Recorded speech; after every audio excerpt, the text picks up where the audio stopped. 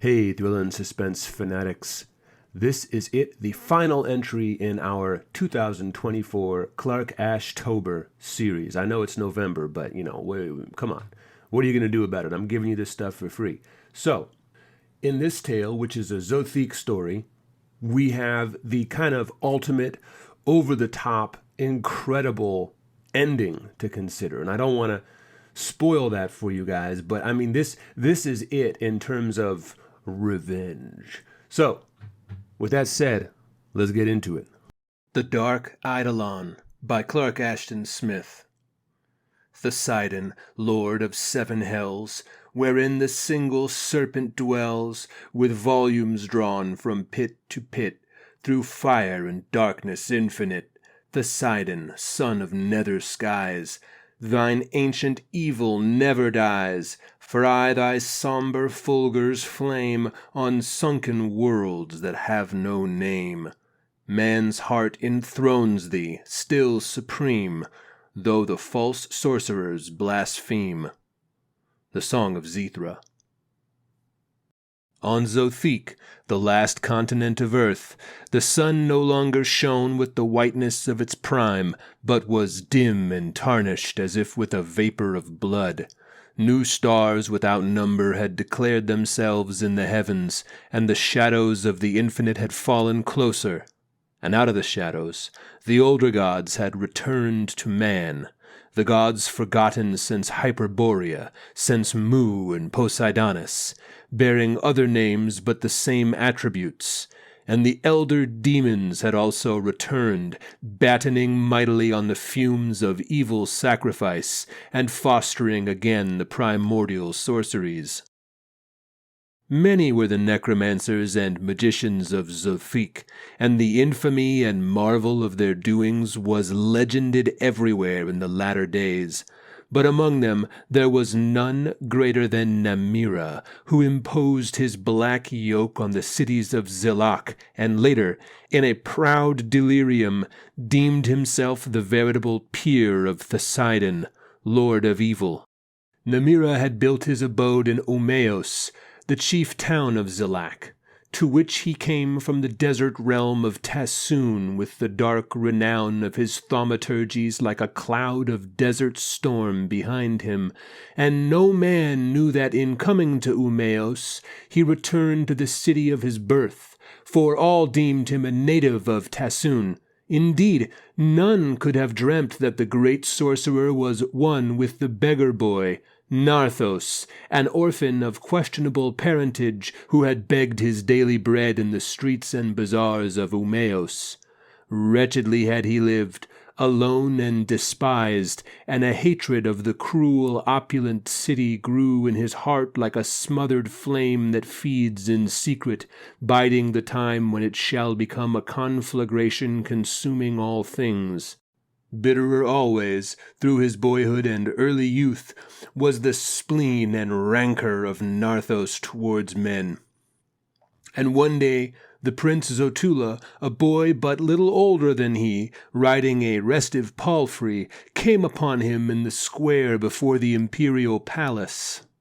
And Narthos implored an alms, but Zotula, scorning his plea, rode arrogantly forward, spurring the palfrey, and Narthos was ridden down and trampled under its hooves. And afterwards, nigh to death from the trampling, he lay senseless for many hours, while the people passed him by unheeding.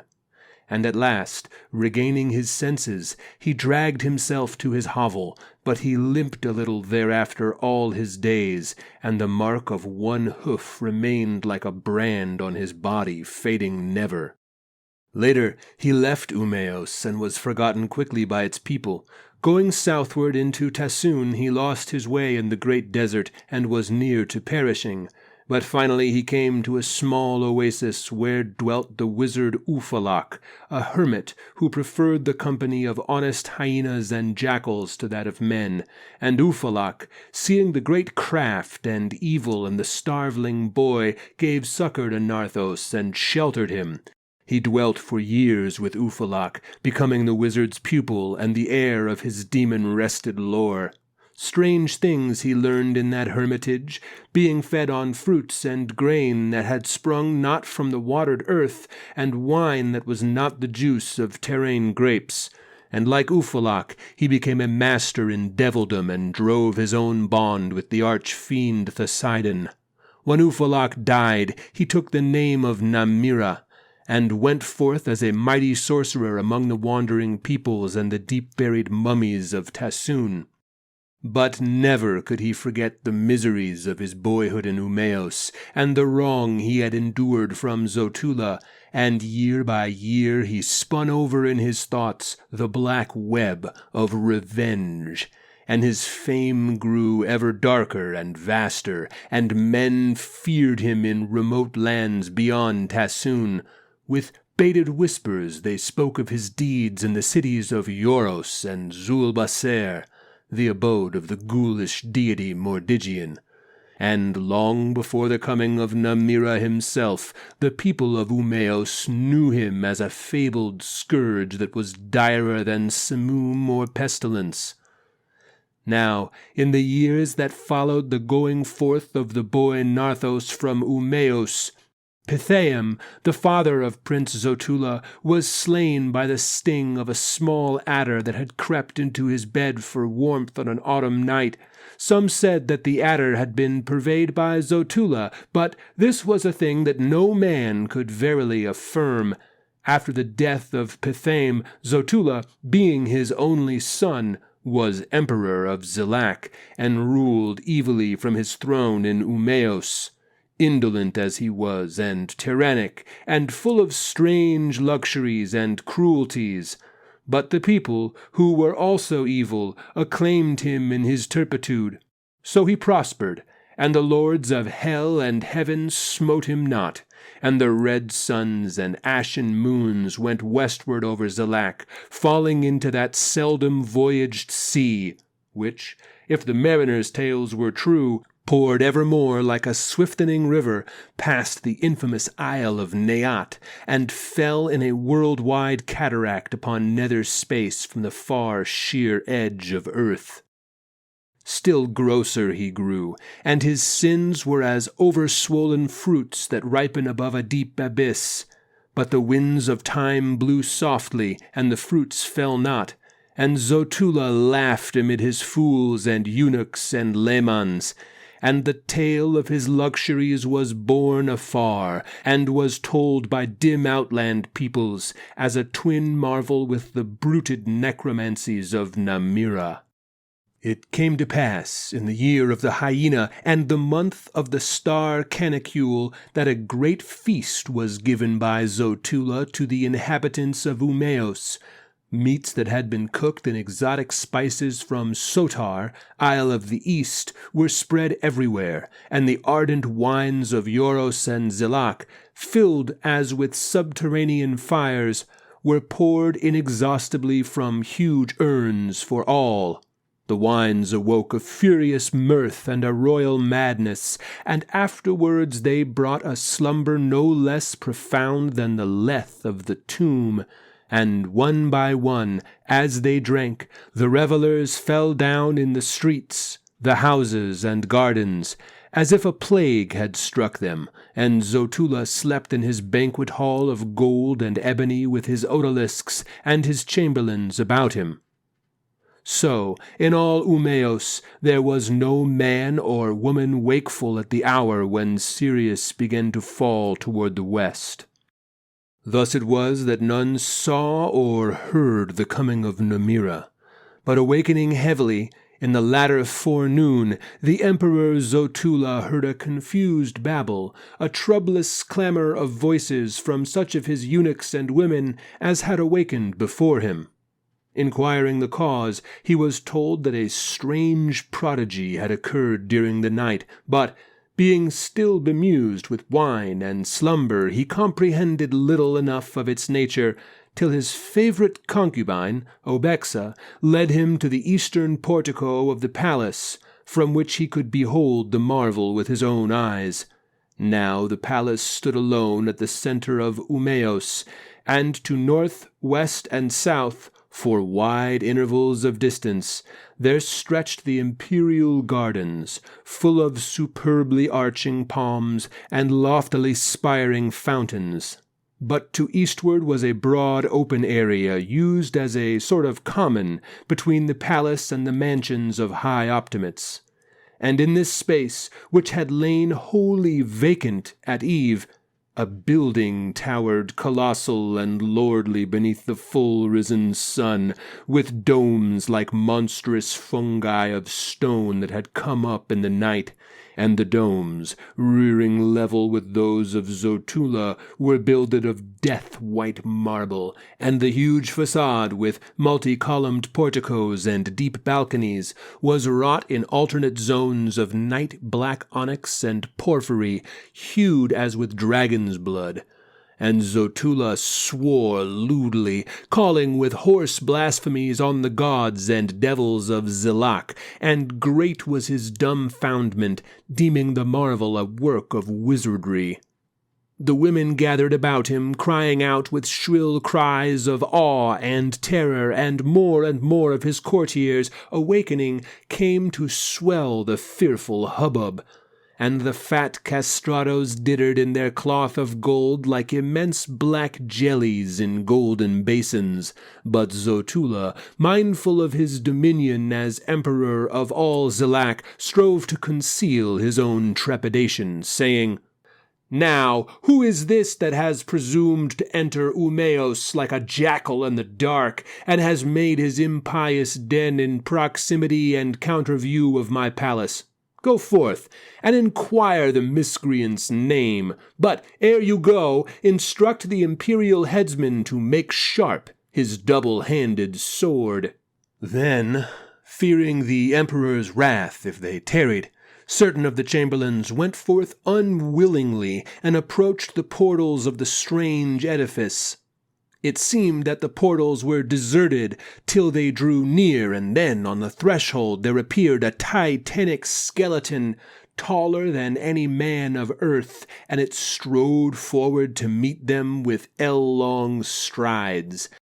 The skeleton was swathed in a loincloth of scarlet silk with a buckle of jet, and it wore a black turban starred with diamonds, whose topmost foldings nearly touched the lofty lintel. Eyes like flickering marsh fires burned in its deep eye sockets, and a blackened tongue like that of a long-dead man protruded between its teeth. But otherwise it was clean of flesh, and the bones glittered whitely in the sun as it came onward. The chamberlains were mute before it, and there was no sound except the golden creaking of their girdles, the sheer rustling of their silks as they shook and trembled, and the foot-bones of the skeleton clicked sharply on the pavement of sable onyx as it paused, and the putrefying tongue began to quiver between its teeth, and it uttered these words in an unctuous, nauseous voice: "Return, and tell the Emperor Zotula that Namira, seer and magician, has come to dwell beside him." Hearing the skeleton speak as if it had been a living man, and hearing the dread name of Namira as men hear the tocsin of doom in some fallen city, the chamberlains could stand before it no longer, and they fled with ungainly swiftness and bore the message to Zotula. Now, learning who it was that had come to neighbor with him in Umeos, the emperor's wrath died out like a feeble and blustering flame on which the wind of darkness has blown, and the vinous purple of his cheeks was mottled with strange pallor, and he said nothing. But his lips mumbled loosely, as if in prayer or malediction, and the news of Namira's coming passed like a flight of evil night-birds through all the palace and throughout the city, leaving a noisome terror that abode in Umeos thereafter till the end.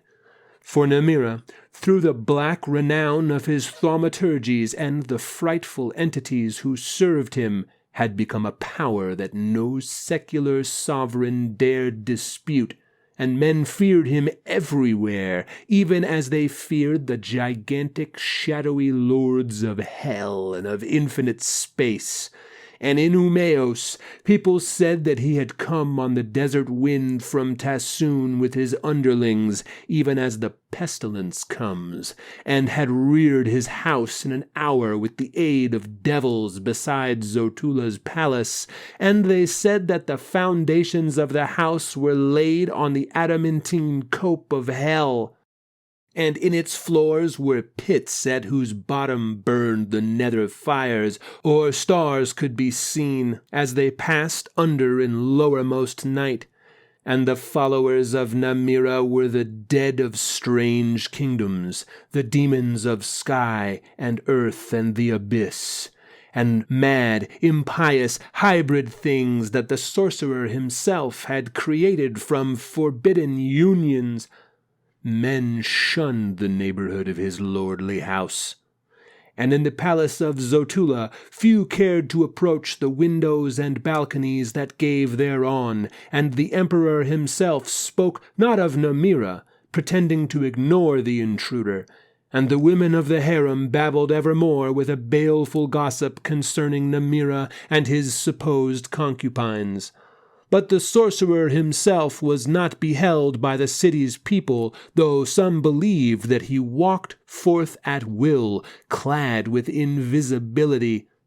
His servitors were likewise not seen, but a howling as of the damned was sometimes heard to issue from his portals, and sometimes there came a stony cachinnation, as if some adamantine image had laughed aloud, and sometimes there was a chuckling like the sound of shattered ice in a frozen hell.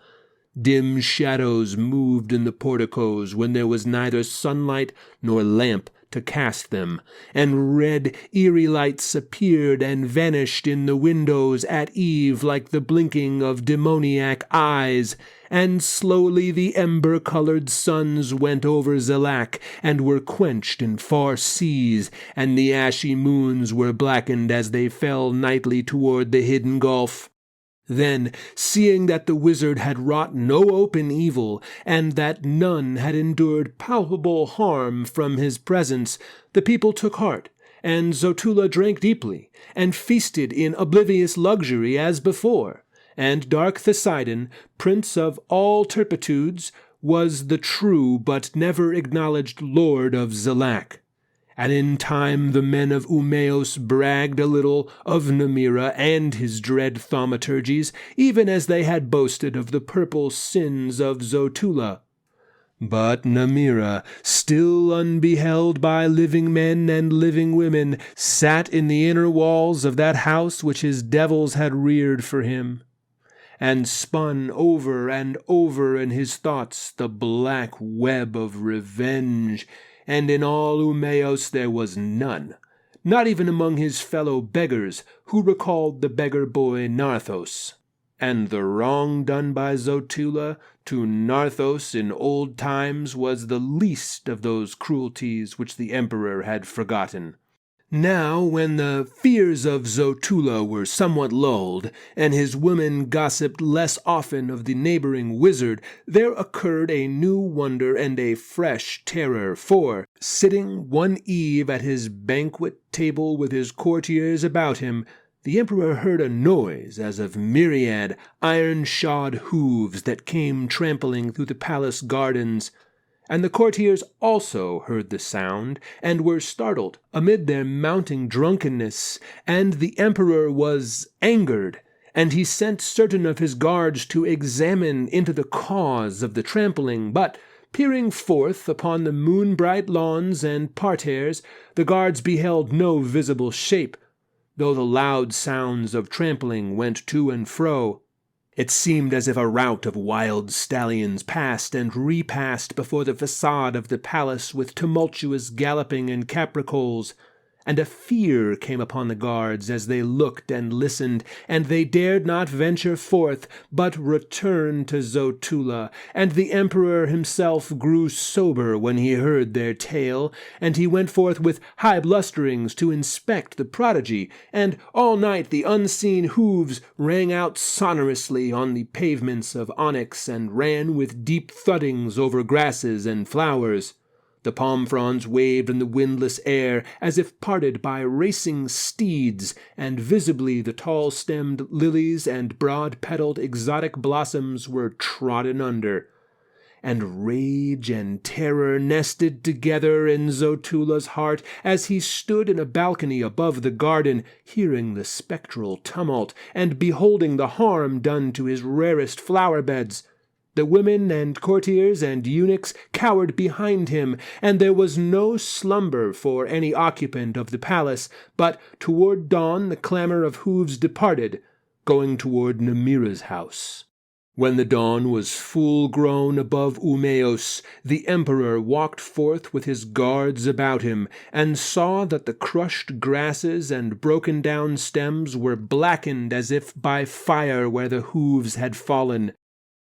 Plainly were the countless marks imprinted like the tracks of a great company of horses in all the lawns and parterres, but they ceased at the verge of the gardens, and though everyone believed that the visitation had come from Namira, there was no proof of this in the grounds that fronted the sorcerer's abode, for here the turf was untrodden.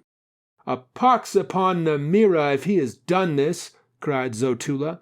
"For what harm have I ever done him? Verily, I shall set my heel on the dog's neck, and the torture wheel shall serve him, even as these horses from hell have served my blood-red lilies of Sotar, and my vein-colored irises of Neat, and my orchids from Ukastrog, which were purple as the bruises of love. Yea, though he stand the viceroy of Poseidon above earth, and overlord of 10,000 devils, my wheel shall break him, and fires shall heat the wheel white hot in its turning, till he withers black as the sered blossoms." Thus did Zotula make his brag, but he issued no orders for the execution of the threat, and no man stirred from the palace towards Namira's house, and from the portals of the wizard none came forth, or, if any came, there was no visible sign or sound. So the day went over, and the night rose, bringing later a moon that was slightly darkened at the rim, and the night was silent, and Zotula, sitting long at the banquet table, drained his wine cup often and wrathfully, muttering new threats against Namira. And the night wore on, and it seemed that the visitation would not be repeated. But at midnight, lying in his chamber with Obexa, and fathom-deep in his slumber from his wine, Zotula was awakened by a monstrous clangor of hooves that raced and capered in the palace porticos and in the long balconies. All night the hooves thundered back and forth, echoing awfully in the vaulted stone, while Zotula and Obexa, listening, huddled close amid their cushions and coverlets, and all the occupants of the palace, wakeful and fearful, heard the noise, but stirred not from their chambers. A little before dawn the hooves departed suddenly, and afterwards, by day, their marks were found on the marble flags of the porches and balconies, and the marks were countless and deep graven, and black as if branded there by flame. Like mottled marble were the emperor's cheeks when he saw the hoof-printed floors, and terror stayed with him henceforward, following him to the depths of his inebriety, since he knew not where the haunting would cease. His women murmured, and some wished to flee from Umeos, and it seemed that the revels of the day and evening were shadowed by ill wings that left their umbrage in the yellow wine and bedimmed the aureate lamps. And again toward midnight the slumber of Zotula was broken by the hooves, which came galloping and pacing on the palace roof, and through all the corridors and the halls. Thereafter till dawn the hooves filled the palace with their iron clatterings, and they rung hollowly on the topmost domes as if the coursers of gods had trodden there, passing from heaven to heaven in a tumultuous cavalcade. Zotula and Obexa, lying together while the terrible hooves went to and fro in the hall outside their chamber, had no heart or thought for sin, nor could they find any comfort in their nearness. In the grey hour before dawn they heard a great thundering high on the barred brazen door of the room, as if some mighty stallion rearing had drummed there with his 4 feet. And soon after this the hooves went away, leaving a silence like an interlude in some gathering storm of doom. Later the marks of the hooves were found everywhere in the halls, marring the bright mosaics. Black holes were burnt in the golden-threaded rugs and the rugs of silver and scarlet, and the high white domes were pitted poxwise with the marks, and far up on the brazen doors of Zotula's chamber the prints of a horse's 4 feet were incised deeply.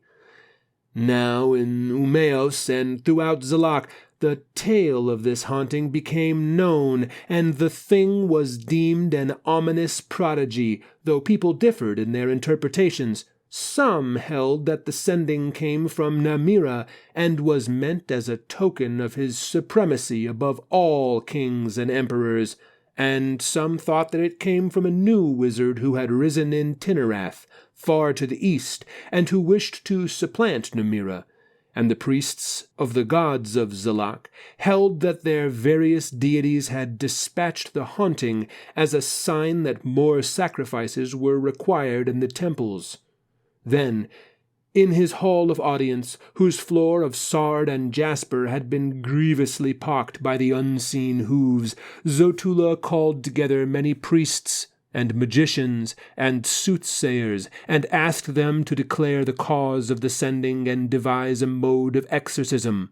But, seeing that there was no agreement among them, Zotula provided the several priestly sects with the wherewithal of sacrifice to their sundry gods, and sent them away, and the wizards and prophets, under threat of decapitation if they refused, were enjoined to visit Namira in his mansion of sorcery and learn his will, if haply the sending were his and not the work of another.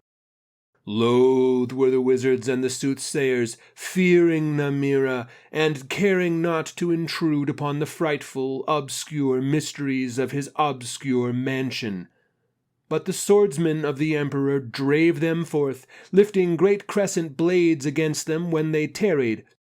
So one by one, in a straggling order, the delegation went towards Namira's portals and vanished into the devil-builded house. Pale, muttering, and distraught, like men who have looked upon hell and have seen their doom, they returned before sunset to the emperor, and they said that Namira had received them courteously and had sent them back with this message: "Be it known to Zotula that the haunting is a sign of that which he has long forgotten, and the reason of the haunting will be revealed to him at the hour prepared and set apart by destiny, and the hour draws near, for Namira bids the emperor and all his court to a great feast on the afternoon of the morrow." Having delivered this message, to the wonder and consternation of Zotula, the delegation begged his leave to depart. And though the emperor questioned them minutely, they seemed unwilling to relate the circumstances of their visit to Namira, nor would they describe the sorcerer's fabled house, except in a vague manner, each contradicting the other as to what he had seen. So, after a little, Zotula bade them go, and when they had gone he sat musing for a long while on the invitation of Namira, which was a thing he cared not to accept, but feared to decline.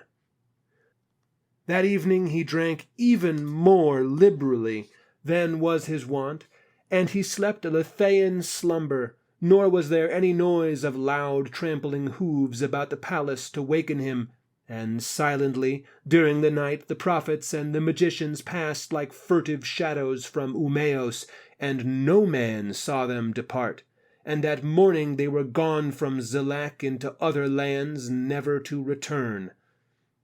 Now, on that same evening, in the great hall of his house, Namira sat alone, having dismissed the mummies, the monsters, the skeletons and familiars who attended him ordinarily.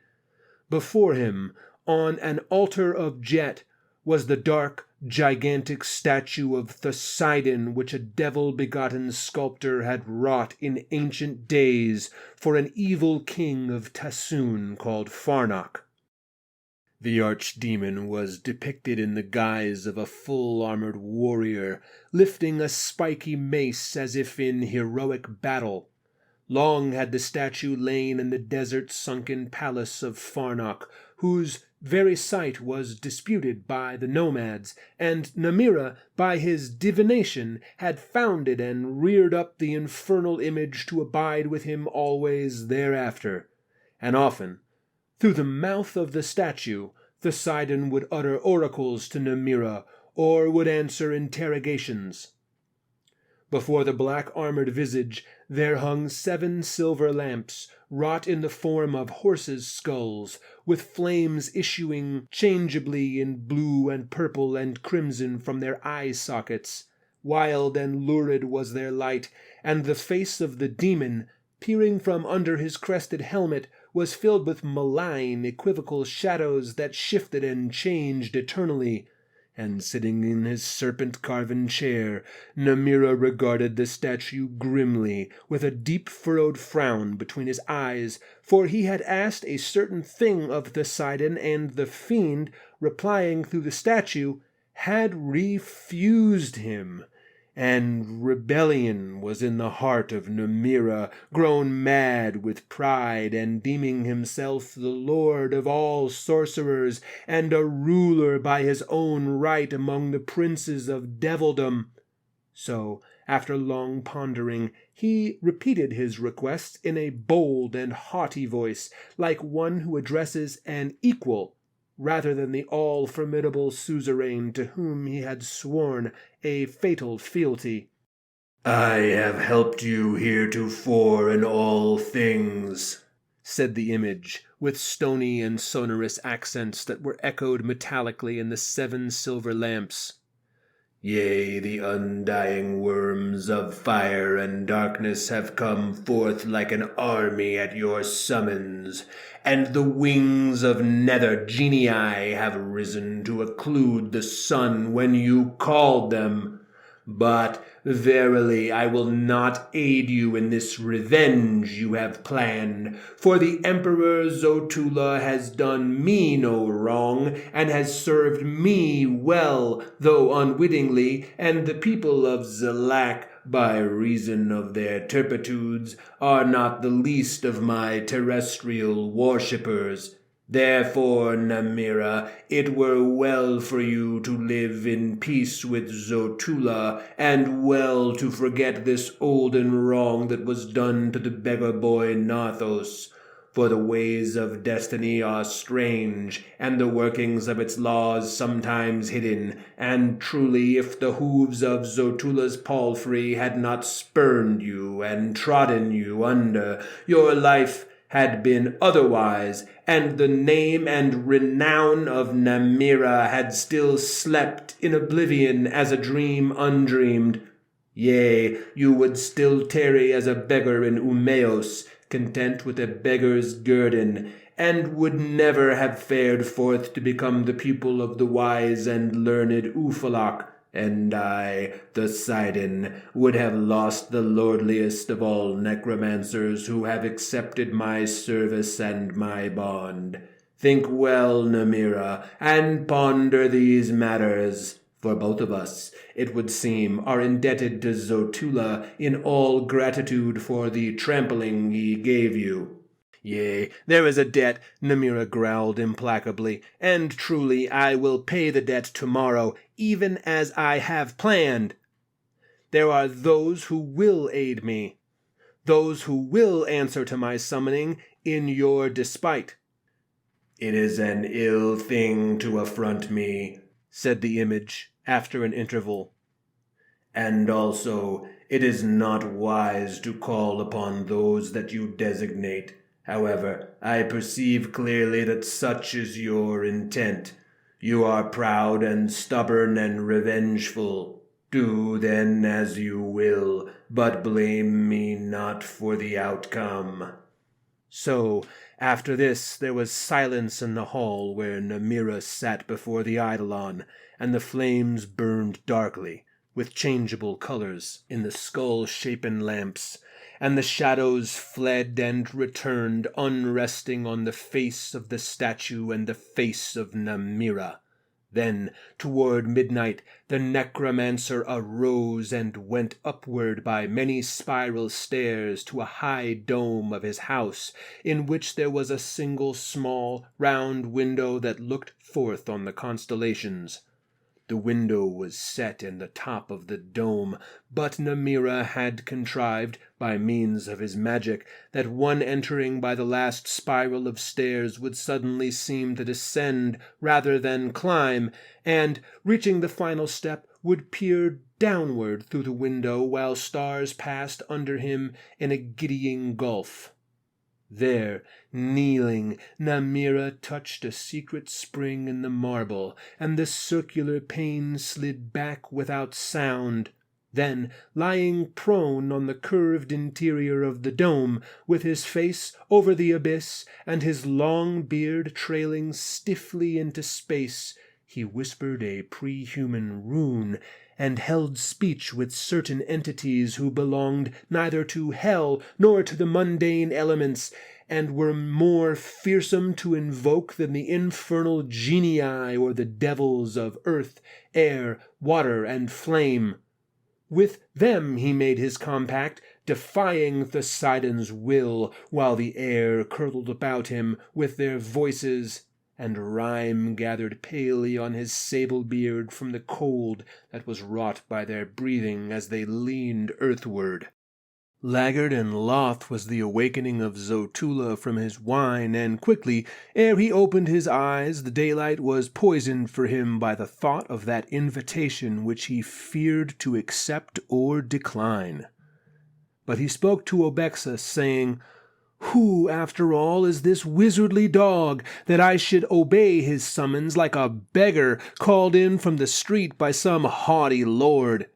Obexa, a golden-skinned and oblique-eyed girl from Ukastrog, Isle of the Torturers, eyed the emperor subtly and said, "O Zotula, it is yours to accept or refuse as you deem fitting. And truly, it is a small matter for the lord of Umeos and all Zilak whether to go or to stay, since naught can impugn his sovereignty. Therefore, were it not as well to go?" For Obexa, though fearful of the wizard, was curious regarding that devil-builded house of which so little was known, and likewise, in the manner of women, she wished to behold the famed Namira, whose mien and appearance were still but a far-brought legend in Umeos. "There is something to what you say," admitted Zotula, "but an emperor, in his conduct, must always consider the public good, and there are matters of state involved which a woman can scarcely be expected to understand." So, later in the afternoon, after an ample and well-irrigated breakfast, he called his chamberlains and courtiers about him and took counsel with them.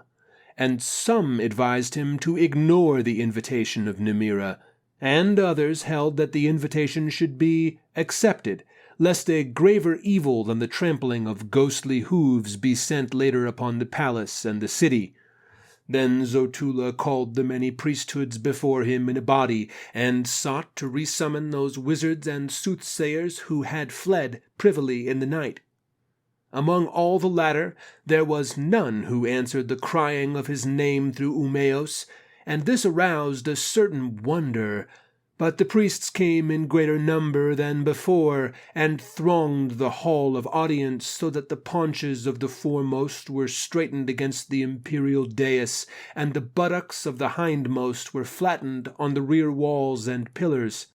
And Zotula debated with them the matter of acceptance or refusal, and the priests argued, as before, that Namira was nowise concerned with the sending, and his invitation, they said, portended no harm nor bale to the emperor, and it was plain from the terms of the message that an oracle would be imparted to Zotula by the wizard, and this oracle, if Namira were a true archimage, would confirm their holy wisdom and re-establish the divine source of the sending, and the gods of Zilak would again be glorified.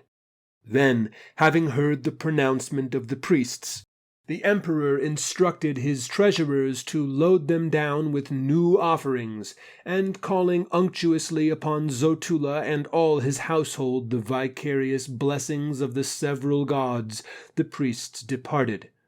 And the day wore on, and the sun passed its meridian, falling slowly beyond Umeos through the spaces of the afternoon that were floored with sea-ending deserts.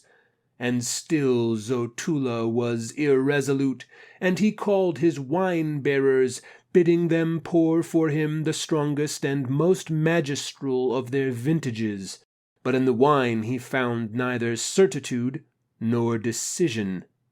Sitting still on his throne in the hall of audience, he heard, toward middle afternoon, a mighty and clamorous outcry that arose at the palace portals. There were deep wailings of men, and the shrilling of eunuchs and women, as if terror passed from tongue to tongue, invading the halls and apartments. And the fearful clamor spread throughout all the palace, and Zotula, rousing from the lethargy of wine, was about to send his attendants to inquire the cause. Then into the hall there filed an array of tall mummies, clad in royal cerements of purple and scarlet, and wearing gold crowns on their withered craniums. And after them, like servitors, came gigantic skeletons who wore loincloths of nacarat orange, and about whose upper skulls, from brow to crown, live serpents of banded saffron and ebon had wrapped themselves for headdresses, and the mummies bowed before Zotula, saying with thin, sere voices, "We, who were kings in the wide realm of Tassoon aforetime, have been sent as a guard of honor for the Emperor Zotula, to attend him as befitting when he goes forth to the feast prepared by Namira."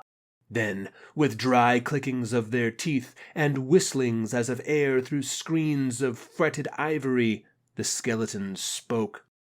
"We, who were giant warriors of a race forgotten, have also been sent by Namira, so that the Emperor's household following him to the feast should be guarded from all peril, and should fare forth in such pageantry as is meet and proper."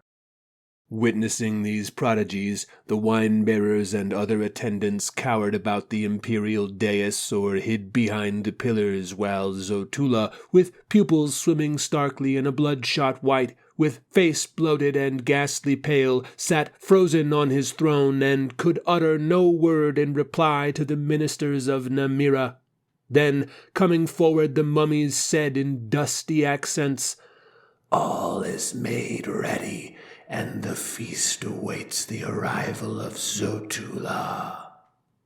And the cerements of the mummies stirred and fell open at the bosom, and small rodent monsters, brown as bitumen, eyed as with accursed rubies, reared forth from the eaten hearts of the mummies like rats from their holes, and chittered shrilly in human speech, repeating the words, And the skeletons in their turn took up the solemn sentence, and the black and saffron serpents hissed it from their skulls, and the words were repeated lastly in baleful rumblings by certain furry creatures of dubious form, hitherto unseen by Zotula, who sat behind the ribs of the skeletons as if in cages of white wicker.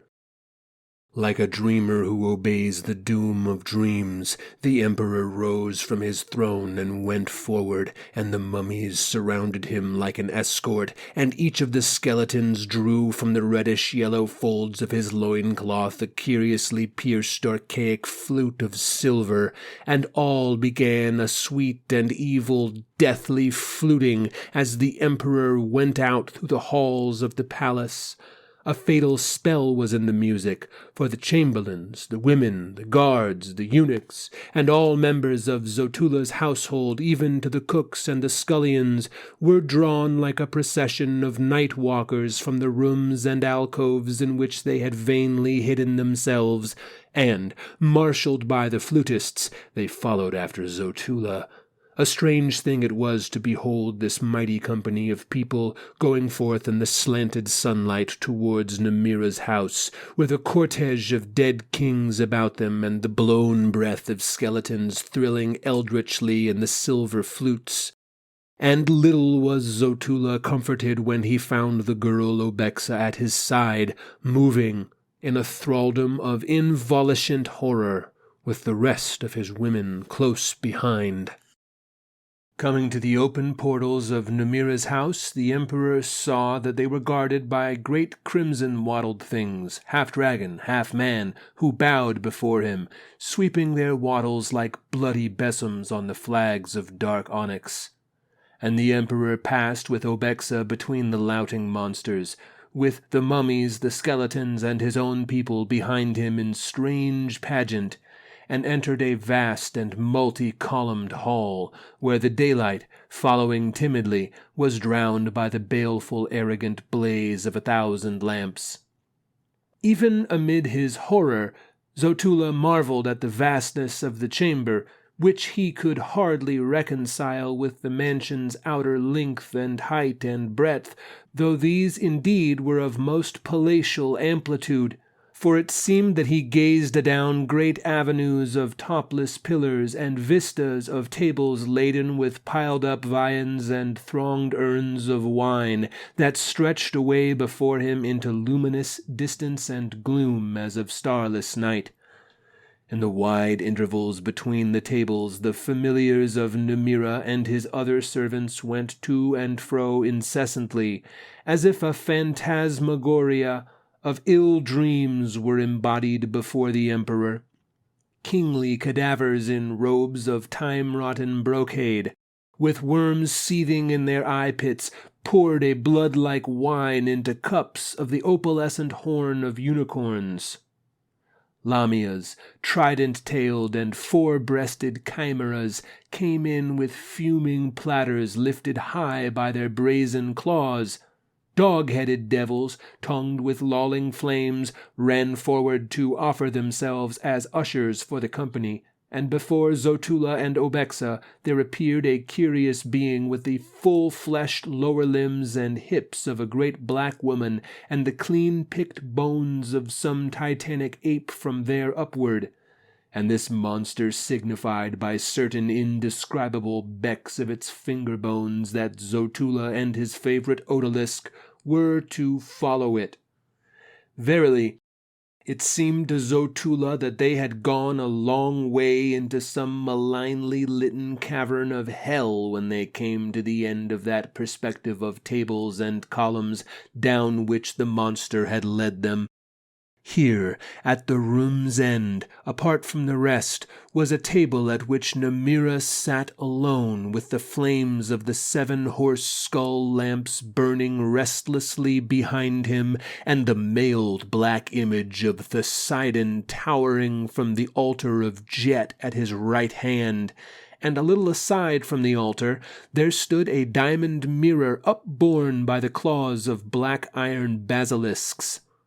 Namira rose to greet them, observing a solemn and funereal courtesy, His eyes were bleak and cold as distant stars in the hollows wrought by strange, fearful vigils. His lips were like a pale red seal on a shut parchment of doom. His beard flowed stiffly in black anointed banded locks across the bosom of his vermilion robe, like a mass of straight black serpents. Before him, Zotula felt the blood pause and thicken about his heart as if congealing into ice. And Obexa, peering beneath lowered lids, was abashed and frightened by the visible horror that invested this man and hung upon him even as royalty upon a king. But amid her fear she found room to wonder what manner of man he was in his intercourse with women. "I bid you welcome, O Zotula, to such hospitality as is mine to offer," said Namira, with the iron ringing of some hidden funereal bell deep down in his hollow voice. "Prithee, be seated at my table." Zotula saw that a chair of ebony had been placed for him opposite Namira, and another chair, less stately and imperial, had been placed at the left hand for Obexa. And the twain seated themselves, and Zotula saw that his people were sitting likewise at other tables throughout the huge hall, with the frightful servitors of Namira waiting upon them busily, like devils attending the damned. Then Zotula perceived that a dark and corpse-like hand was pouring wine for him in a crystal cup, and upon the hand was a signet ring of the emperors of Zilak, set with a monstrous fire opal in the mouth of a golden bat, even such a ring as Zotula himself wore perpetually on his index finger. And turning, he beheld at his right hand a figure that bore the likeness of his father Pitham. After the poison of the adder, spreading through all his limbs, had left behind it the purple bloating of death.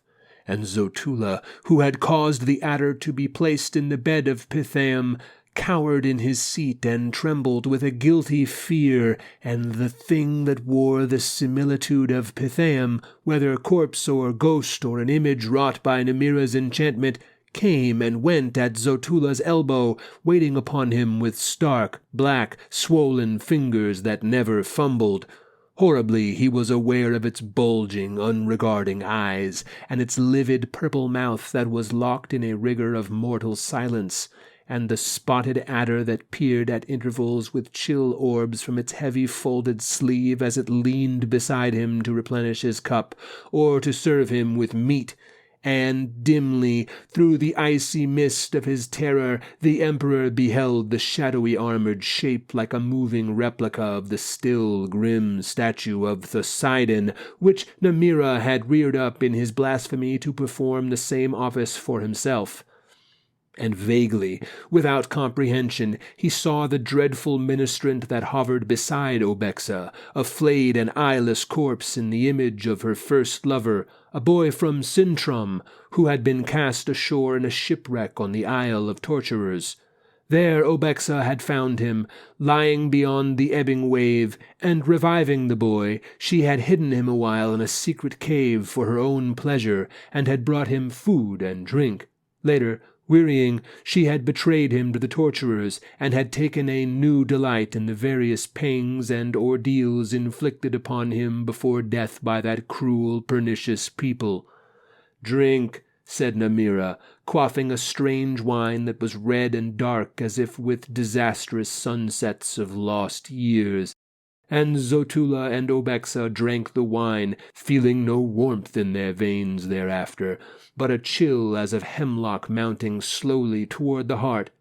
"Verily, 'tis a good wine," said Namira, "and a proper one in which to toast the furthering of our acquaintance, for it was buried long ago with the royal dead, in amphorae of sombre jasper shapen like funeral urns, and my ghouls found it, whenas they came to dig in Tassoon." Now it seemed that the tongue of Zotula froze in his mouth, as a mandrake freezes in the rime-bound soil of winter, and he could find no reply to Namira's courtesy. "Prithee, make trial of this meat," quoth Namira, "for it is very choice, being the flesh of that boar which the torturers of Ukastrog are wont to pasture on the well-minced leavings of their wheels and racks, and, moreover, my cooks have spiced it with the powerful balsams of the tomb, and have farced it with the hearts of adders and the tongues of black cobras. Naught could the emperor say, and even Obexa was silent, being sorely troubled by the presence of that flayed and piteous thing which had the likeness of her lover from Sintram. And her dread of the necromancer grew prodigiously, for his knowledge of this old forgotten crime, and the raising of the phantasm, appeared to her a more baleful magic than all else. "Now, I fear," said Namira, "that you find the meat devoid of savour, and the wine without fire. So, to enliven our feasting, I shall call forth my singers and my musicians." He spoke a word unknown to Zotula or Obexa, which sounded throughout the mighty hall as if 1,000 voices in turn had taken it up and prolonged it. Anon there appeared the singers, who were she-ghouls with shaven bodies and hairy shanks, and long yellow tushes full of shredded carrion curving across their chaps from mouths that fawned hyena-wise on the company. Behind them entered the musicians, some of whom were male devils pacing erect on the hindquarters of sable stallions and plucking with the fingers of white apes at the lyres of bone and sinew of cannibals from Neat. And others were pied satyrs puffing their goatish cheeks at hautboys made from the femurs of young witches, or bagpipes formed from the bosom skin of negro queens and the horn of rhinoceri. They bowed before Namira with grotesque ceremony. Then, without delay, the she-ghouls began a most dolorous and execrable howling, as of jackals that have sniffed their carrion, and the satyrs and devils played a lament that was like the moaning of desert-born winds through forsaken palace harems.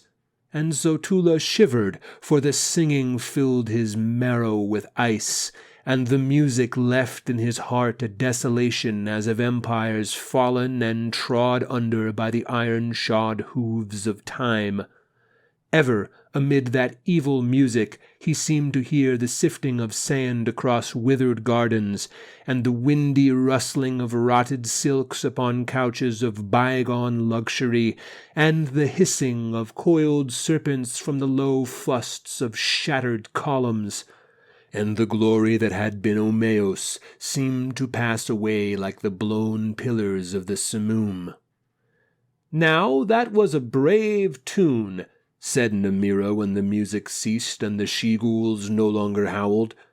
"But verily I fear that you find my entertainment somewhat dull. Therefore my dancers shall dance for you." He turned toward the great hall, and described in the air an enigmatic sign with the fingers of his right hand.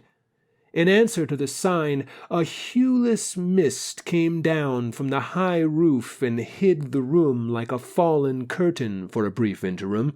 There was a babel of sounds, confused and muffled, beyond the curtain, and a crying of voices faint, as with distance. Then, dreadfully, the vapor rolled away, and Zotula saw that the laden tables were gone. In the wide interspaces of the columns, his palace inmates, the chamberlains, the eunuchs, the courtiers and odalisques, and all the others lay trussed with thongs on the floor like so many fowls of glorious plumage. Above them, in time to a music made by the lyrists and flutists of the necromancer, a troop of skeletons pirouetted with light clickings of their toe bones, and a rout of mummies bowed stiffly, and others of Namira's creatures moved with mysterious caperings. To and fro they leapt on the bodies of the emperor's people in the places of an evil saraband. At every step they grew taller and heavier till the saltant mummies were as the mummies of Anakim, and the skeletons were boned like colossi, and louder and more lugubrious the music rose, drowning the faint cries of Zotula's people. And huger still became the dancers, towering far into the vaulted shadow among the vast columns, with thudding feet that wrought thunder in the room, and those whereon they danced were as grapes trampled for a vintage in autumn, and the floor ran deep with a sanguine must. As a man drowning in a noisome night-bound fen, the emperor heard the voice of Namira. "It would seem my dancers please you not, so now I shall present you a most royal spectacle. Arise and follow me, for the spectacle is one that requires a whole empire for its stage." Zotula and Obexa rose from their chairs in the fashion of night-walkers, giving no backward glance at their ministering phantoms, or the hall where the dancers still bounded. They followed Namira to an alcove beyond the altar of Poseidon. Thence, by the upward coiling stairways, they came at length to a broad, high balcony that faced Zotula's palace and looked forth above the city roofs towards the bourne of sunset. It seemed that several hours had gone by in that hellish feasting and entertainment, for the day was near to its close, and the sun, which had fallen from sight behind the imperial palace, was barring the vast heavens with bloody rays. "Behold," said Namira, adding a strange vocable, to which the stone of the edifice resounded like a beaten gong.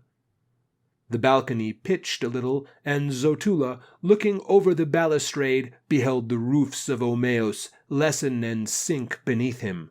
It seemed that the balcony flew skyward to a prodigious height, and he peered down across the domes of his own palace, upon the houses, the tilled fields, and the desert beyond, and the huge sun brought low on the desert's verge. And Zotula grew giddy, and the chill airs of the upper heavens blew upon him. But Namira spoke another word, and the balcony ceased to ascend. "Look well, O Zotula," said the necromancer, "on the empire that was yours, but shall be yours no longer." Then, with arms outstretched toward the sunset, and the gulfs beyond the sunset, he called aloud the 12 names that were perdition to utter, and after them the tremendous invocation, "Na padambis devampra thungus furadar avoragomon." Instantly it seemed that great ebon clouds of thunder beetled against the sun. Lining the horizon, the clouds took the form of colossal monsters with heads and members somewhat resembling those of stallions. Rearing terribly, they trod down the sun like an extinguished ember, and racing as in some hippodrome of Titans, they rose higher and vaster, coming towards Umeos. Deep, calamitous rumblings preceded them, and the earth shook visibly till Zotula saw that these were not immaterial clouds, but actual living forms that had come forth to tread the world in macrocosmic vastness. Throwing their shadows for many leagues before them, the coursers charged as if devil-ridden into Zalak, and their feet descended like falling mountain crags upon far oases and towns of the outer wastes.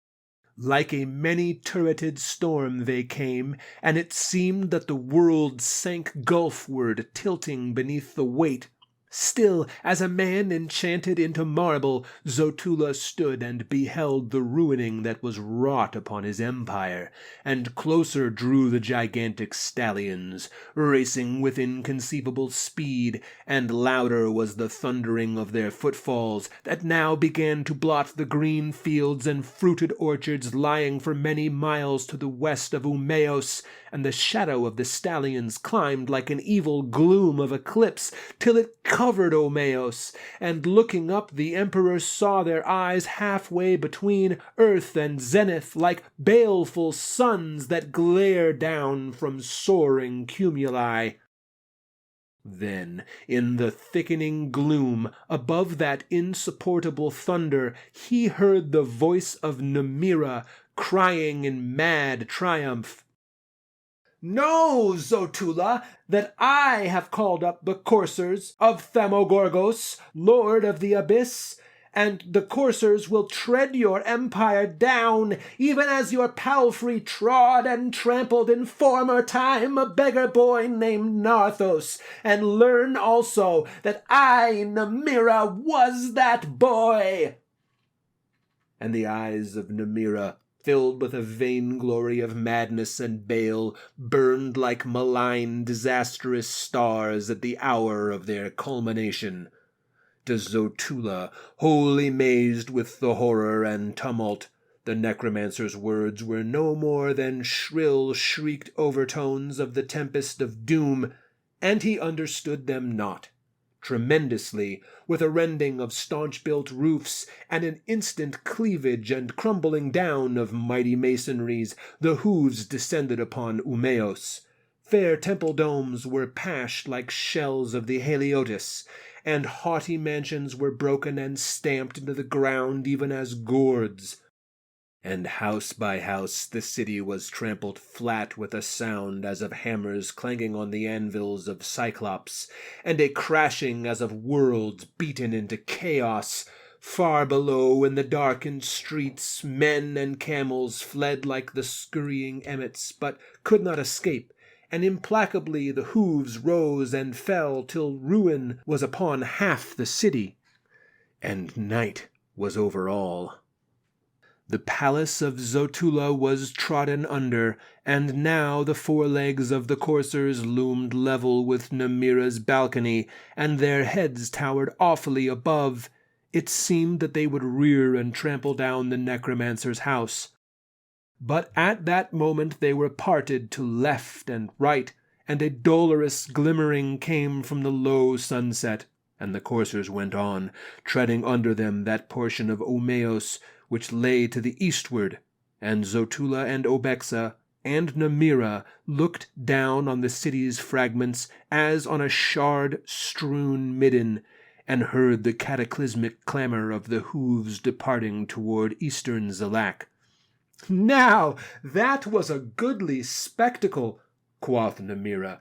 Then, turning to the emperor, he added malignly, "Think not that I have done with thee, however, or that doom is yet consummate."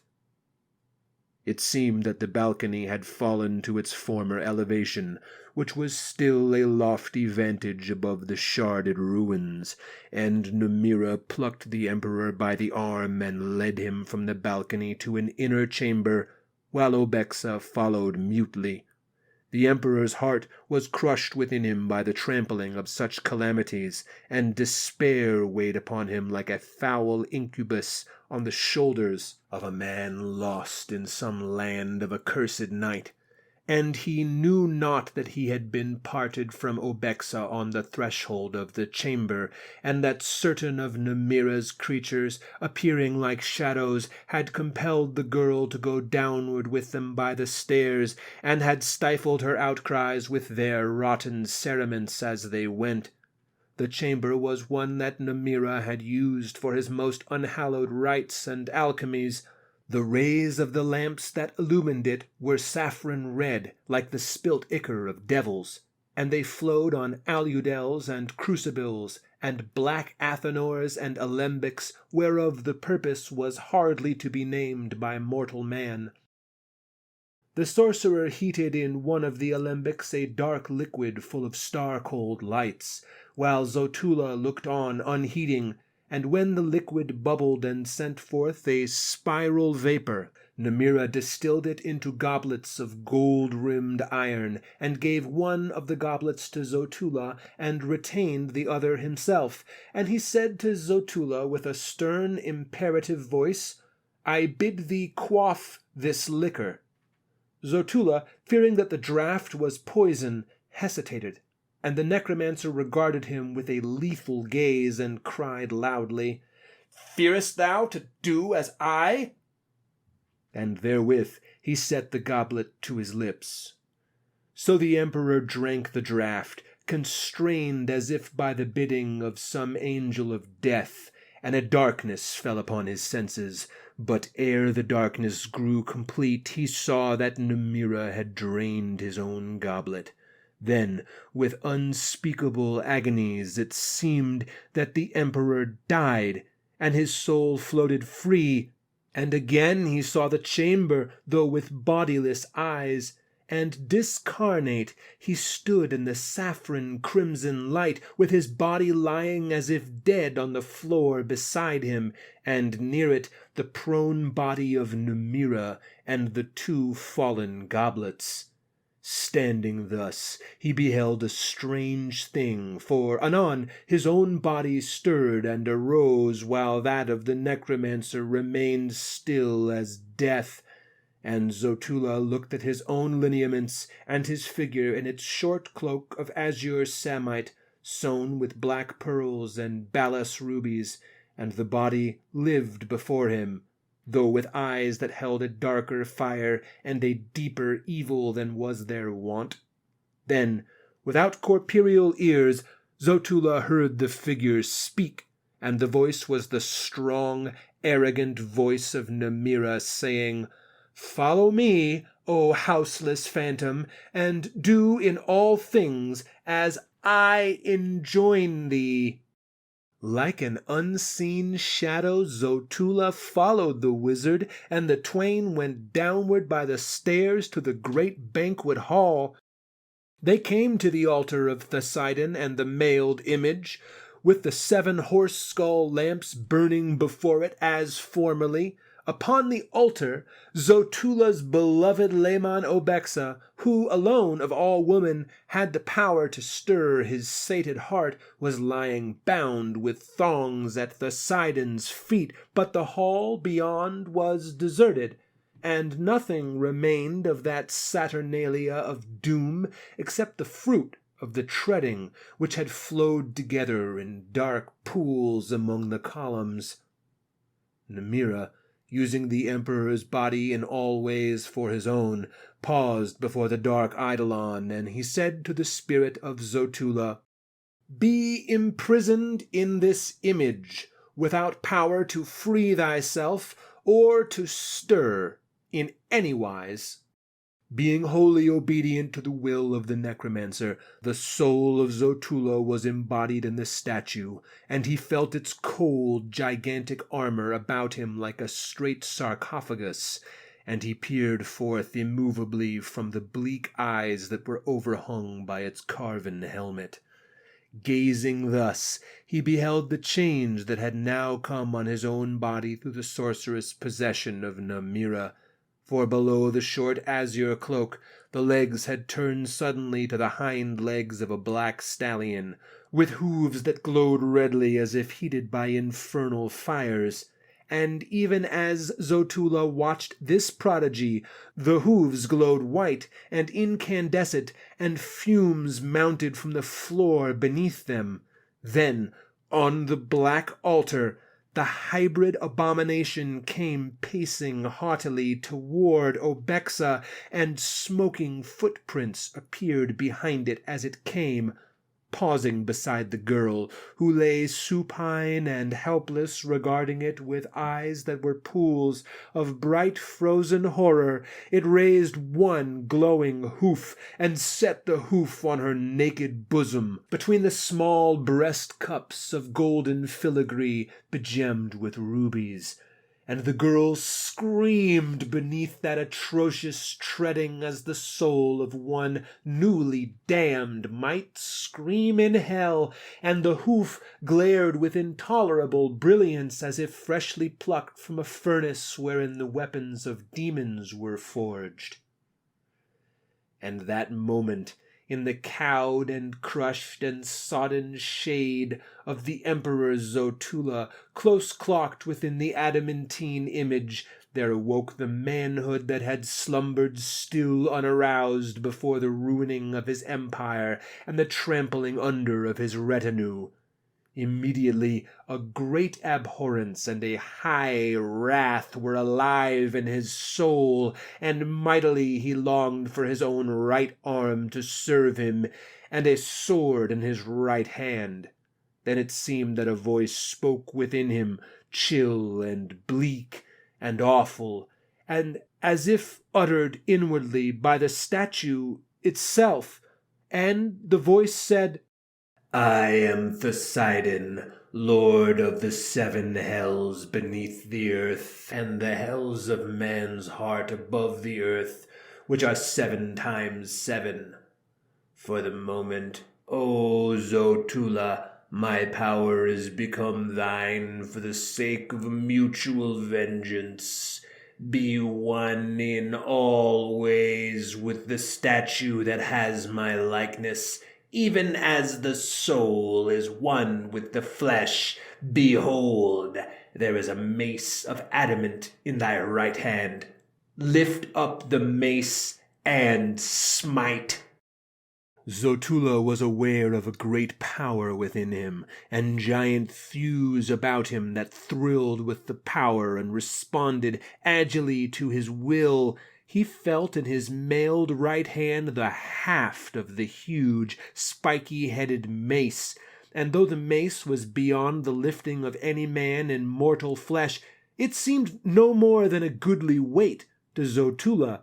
Then, rearing the mace like a warrior in battle, he struck down with one crashing blow the impious thing that wore his own rightful flesh united with the legs and hooves of a demon courser, and the thing crumpled swiftly down and lay with the brain spreading pulpily from its shattered skull on the shining jet.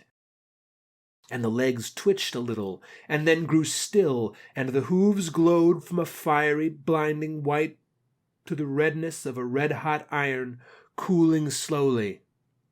For a space there was no sound other than the shrill screaming of the girl Obexa, mad with pain, and the terror of those prodigies which she had beheld. Then, in the soul of Zotula, grown sick with that screaming, the chill, awful voice of Poseidon spoke again and said to him, Go free, for there is nothing more for thee to do. So the spirit of Zotula passed from the image of Poseidon, and found in the wide air the freedom of utter nothingness and oblivion. But the end was not yet for Namira, whose mad, arrogant soul had been loosened from Zotula's body by the blow, and had returned darkly, not in the manner planned by the magician, to his own body lying in the room of accursed rites and forbidden transmigrations. There Namira woke anon with a dire confusion in his mind and a partial forgetfulness, for the curse of Poseidon was upon him now because of his blasphemies.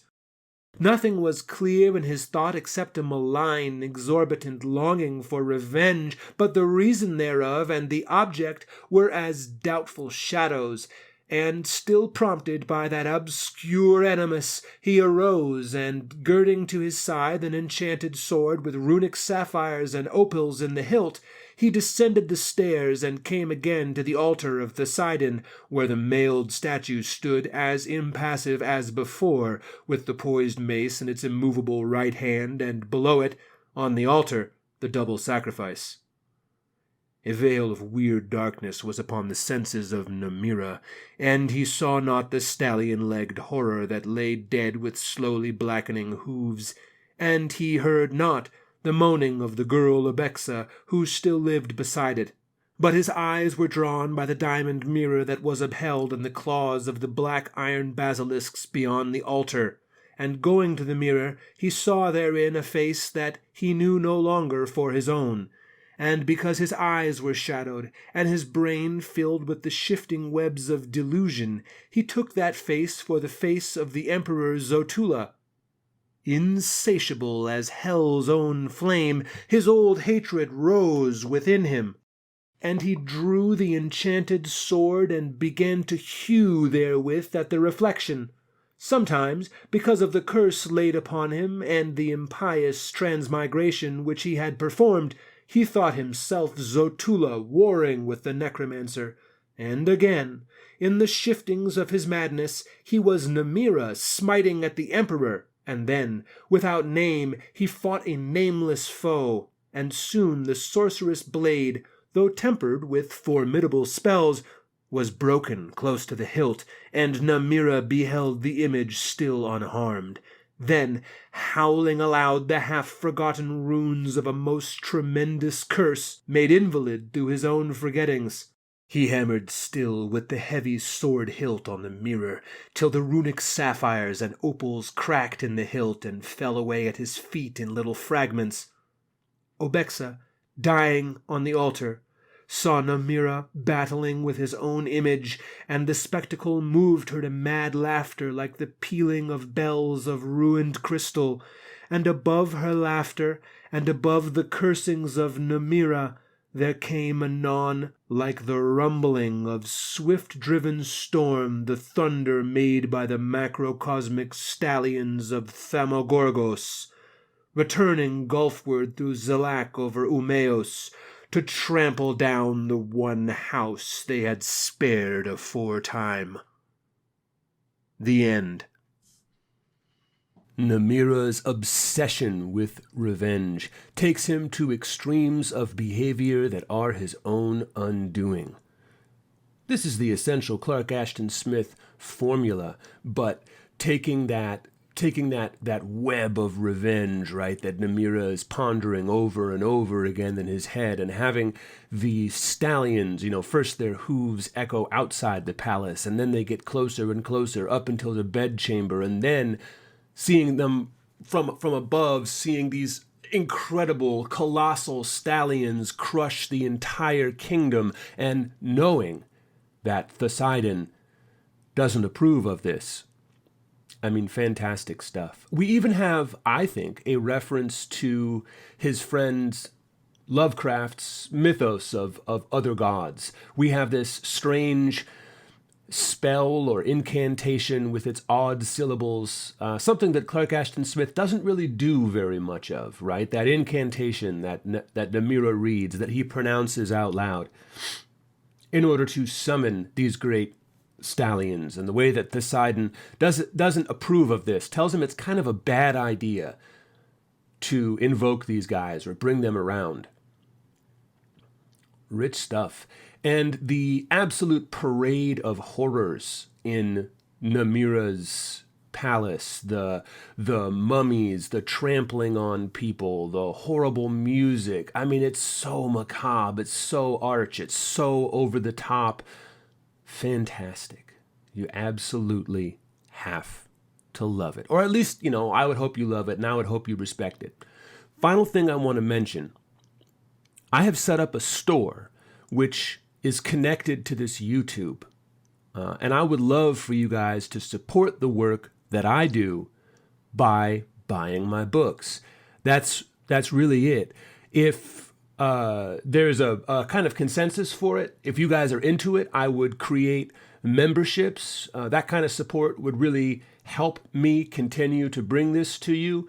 So subscribe, but also critically, buy some books. You guys are listening to this stuff. Buy some books. All right. Thanks for listening. I'll catch up with you soon. And I guess we can concede it's November. Fair enough. Fine. All right. Take it easy.